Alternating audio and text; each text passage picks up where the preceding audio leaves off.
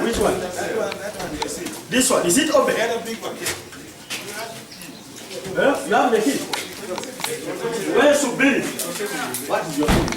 Where is this? Is it open? No, you've got the key. Yes, run. First get the key. Too big now. You have to do it.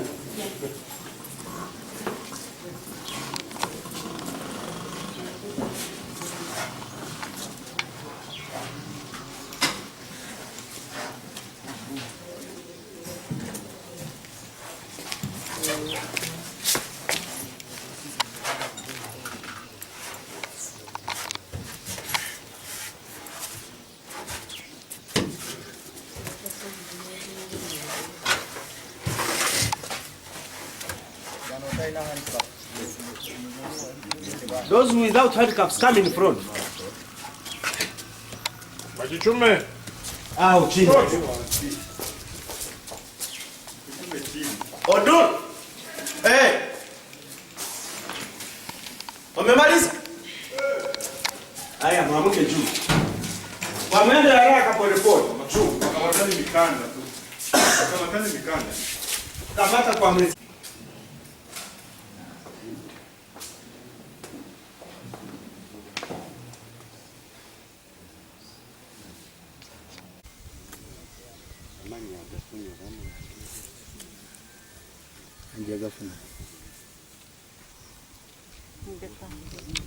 Ona twasuze ku polisi nga tutudde mu mamotoka bwe tuti.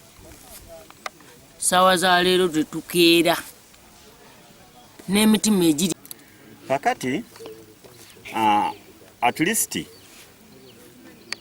kati kaŋŋambe nti ndi mumativu mu kaseera kano olw'ensonga nti okukaaba kwe mwalaba gye buvuddeko bannamwandu abaana ne gwe mulabye bonna baalaga obutali bumativu.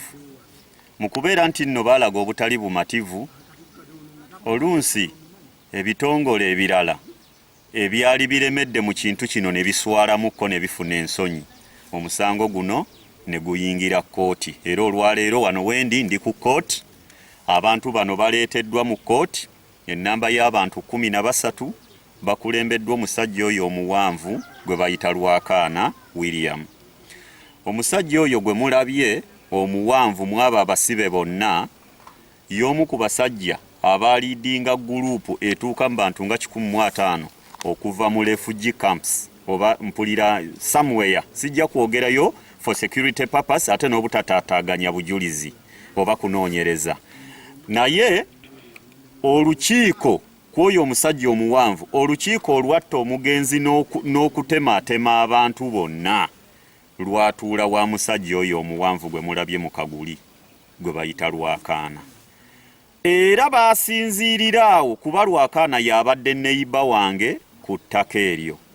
Lwasinziiriraawo nga lukulembeddwamu Lwakaana, lukulembeddwamu George Abigaba, oyo chairman w'Amaddu sub-county, lukulembeddwamu Nyangabo Fred, nga lukulembeddwamu ono gwe bayita Mununguuli, Lwabazingu ne Mutabaazi n'omulaalo waabwe gwe bayita Kanyarwanda.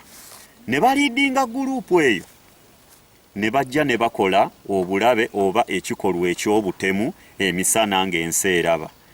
George Abigaba nkiddamu ne Lwakaana ne Nyangabo Fred basongera ddala nga baduumira ekisajja ekyo kye mulabye kiikalema ekyasala kaati kibadde mabega. Kyekyalinga nga kimmaneja kyabwe. Ne bamugamba twetaaga oyo, ne basonga mu Sobi. Ne bannyinaze babiri abawala bo Sobi bwe bamala omukuba wansi bano n'abaga nti mudduke, naye era tebaavaawo, baasigalawo ne beekweka emabega w'obuswa kubanga eri faamu erimu obuswa.